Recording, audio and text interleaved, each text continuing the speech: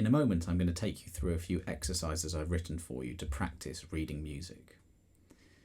Now, I think if you take any one thing I've taught you on its own, it's not too tricky. So identifying the rhythms, for example, and the rests. If you take that individually, it's not too difficult a thing to do.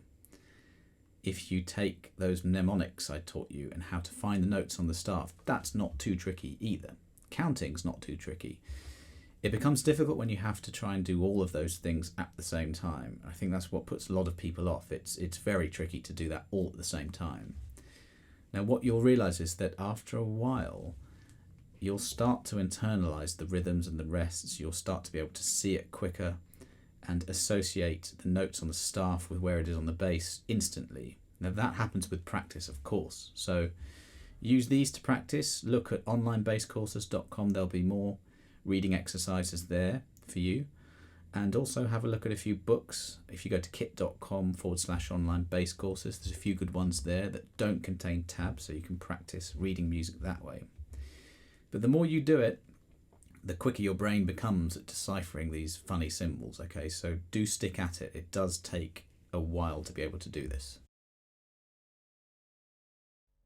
I've written these reading exercises out with tab and without tab. So if you're used to tab, feel free to look at the tab just to make sure you know where the notes are found on the bass. But really, you want to wean yourself off that and do it without the tab. I've also recorded audio examples for you to check that you're getting it right. But now I'm just going to take you through a few of these exercises and just explain kind of what I'm doing as I'm playing. So the first exercise is very, very simple. I'm just using quarter notes here. I have this very distinctive looking E note, which I know is my open string E. The first space A, I know instantly that's my A string, my open A string. Then I've got a G on the 3rd fret and a B on the 2nd fret. Now, since it's all quarter notes, it's all the same rhythm. I'm just tapping my foot 1, 2, 3, 4, and it goes.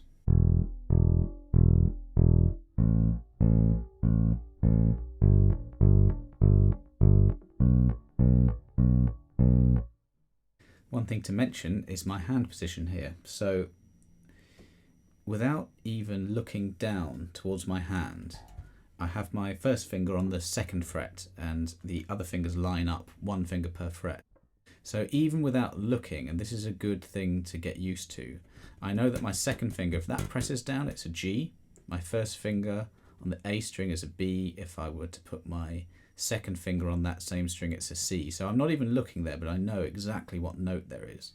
And that's down to knowing the frets, knowing the names of the notes on the frets, and having my hand in this kind of position. So when I'm reading music, I don't really want to be looking at the music and looking here because I'm going to lose my place. Another good tip, by the way, is if you are in a band where you need to look at a conductor or someone in the band, it's a good idea to have your music somewhere in line with your sight. Okay, so if you have your hand here, your music there, and the conductor over there, you're going to be in 3 different places. So have it all in line, and that's a really good method. Okay, the second exercise uses exactly the same notes, just introducing some 8th notes.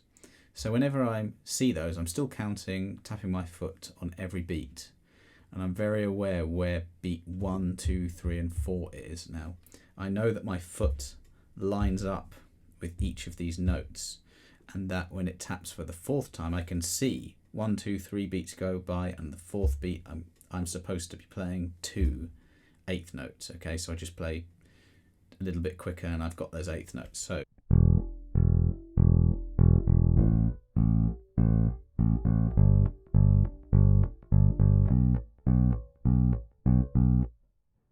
music is very, very visual. So if you look at those 8th notes, you have 2 of them that are connected together, and those 2 connected together make up beat 4. Now, just by looking at that, I see 3 quarter notes, and then the 4th is these 2 8th notes, and all of that added up makes 4. This is all in 4/4.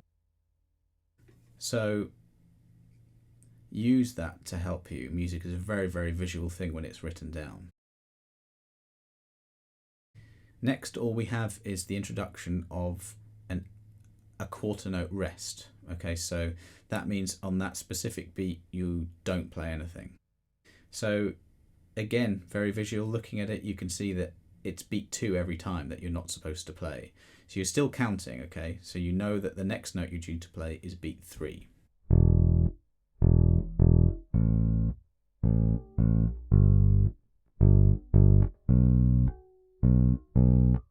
Now make sure the first note lasts for the entirety of one beat. And I'm just kind of patting the left hand here down to stop the note, or just touching it with my right hand, but making sure it lasts for the duration of one beat. Okay, the fourth one uses pretty similar notes. We've got a C here in bar 3, 2 Cs that are half notes. So remember, they look a little bit like the whole note that's at the end, except they've got a stalk.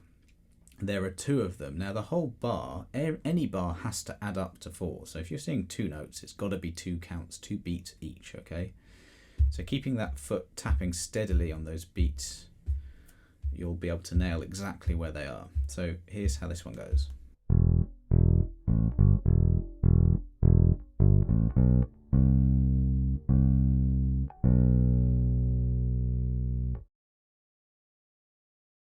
Next, we introduce a dotted quarter note. Now remember that a dot next to a note adds half the value of it on. So a quarter note is 1 beat, half of 1 is a half, so you add a half on, and that's 1.5 beats, okay? So, bit of a mouthful to say, but once you've got it, you've got it. It's 1.5 beats. Now this is a tricky one, because now, every time before we had a note occurring on the beat, and now we've got these off beats going. So, have a look here. You have, if I write the counting over the top of this, you can see exactly on what beat you're supposed to play.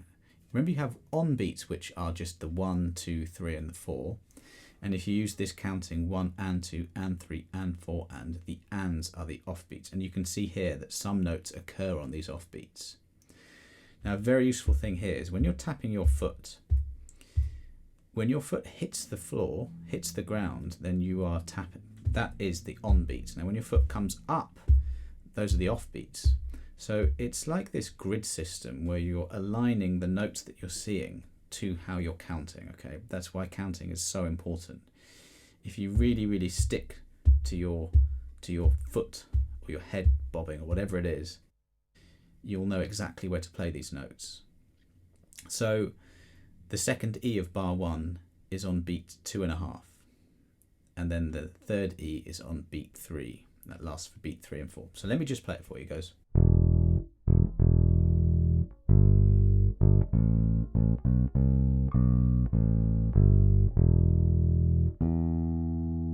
Again, I've got my fingers in this position at the 2nd fret, 3rd, 4th and 5th fret. Not that I need the 5th fret at all here, although you can play the A there if you want. At the end there if I wanted to. So again, I am tapping my foot on every beat, but I'm very aware of the beats in between the foot taps, these off beats, these ands. Next one's pretty simple. We've got half notes and a whole note at the end, so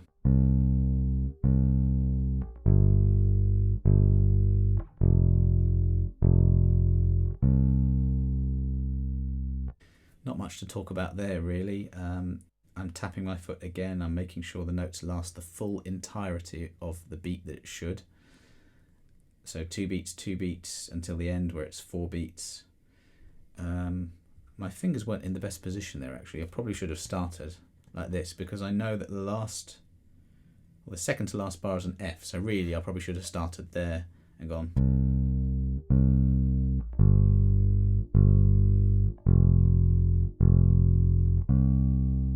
One super important point I haven't mentioned so far is when you're reading, always look forward, okay? So once you're playing the bar that you're looking at and you've taken in that information, look and prepare yourself for what's about to come, okay?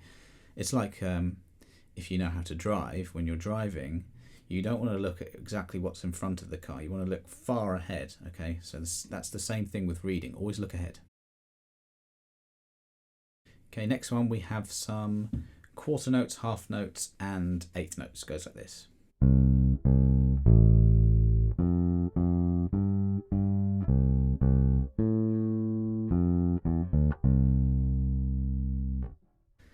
Now that one is using C major. Now I know that scale. It starts on the 3rd fret of the A string with this 2-4-1, 2-4-1, 3-4 pattern. Now again, my fingers are in that position so that I'm ready. I know what's happening. Also, I can see the direction of the line. I can see where the notes are going down, and that literally they're going down in that direction, and that means they're going down in pitch. And I've set my hand to where those notes are. So that happens when you know the notes here really well and you know what the notes are called on the music really, really well. Next is just a load of eighth notes. So again, I'm tapping my foot, and I know that every single time I tap my foot, 2 of these eighth notes happen. Like that. So I've kind of internalized that rhythm. Before I connected 4 eighth notes in one go with one beam, and now just with 2, you'll see both. It doesn't really matter. It means the same thing. So here we go.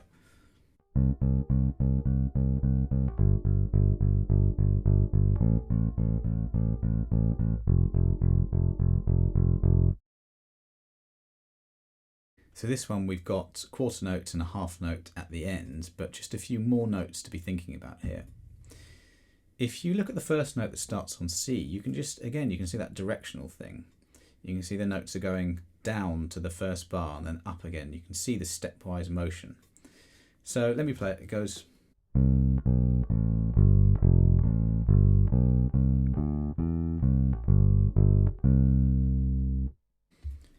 Not too much to that one, except, of course, figuring out these new notes. So we've got a C, B, A, G, F, A, G, B, C, D, E, C, G, G, C. Now, be able to know and read notes that quickly as I did there, and also then be able to find any one of these notes that you see in any of these exercises, be able to link it with where it is on the bass.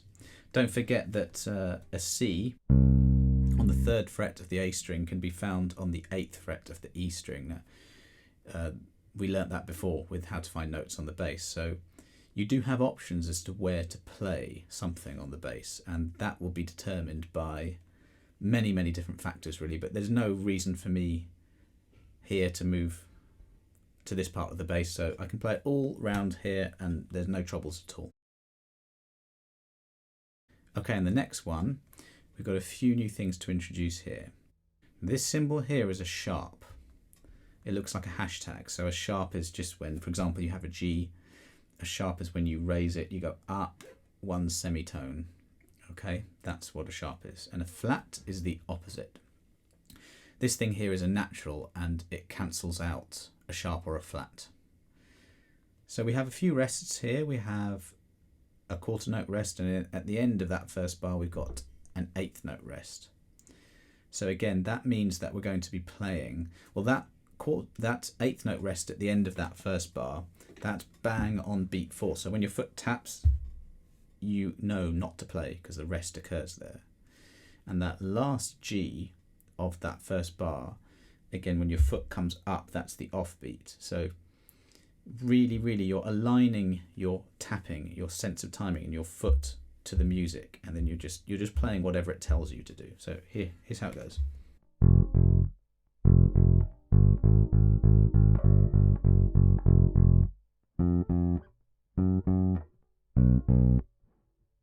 So there, second to last bar, there was an octave F. So I've got that octave pattern. My fingers are ready to go there. A little shift there. There are loads of different ways that you can actually play this with your fingers. That's the way I decided to do it then. But pay attention especially to the G at the end of bar 1 with that offbeat thing. Okay, so now we're dealing with a flat and a tied note. Now I didn't really go through flats and ties because I think I was just keeping it very basic, but very quickly we just dealt with a sharp, and a flat is the opposite. So a G sharp is when you go up 1 fret, so there's a G, 3rd fret E string, a G sharp would simply be the 4th fret, and a flat would be when you go down 1 fret from a G, so to the 2nd fret. So that B flat there, a B is on the 2nd fret of the A string, a B flat would be the 1st fret.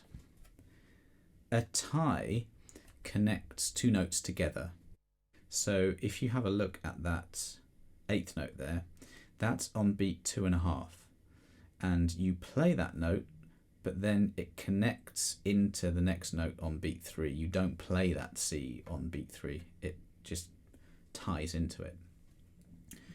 And if you look along the different bars, you've got different notes going on, but the rhythms are the same. And again, it's a very visual thing.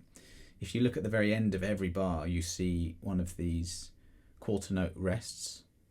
You look at the beginning, you see 2 8th notes, then you see an 8th note rest, and then you see a tied quarter note, which is tied to, sorry, a tied, yes, tied 8th to a quarter note. So every single bar is exactly the same. Okay, now this is how it goes.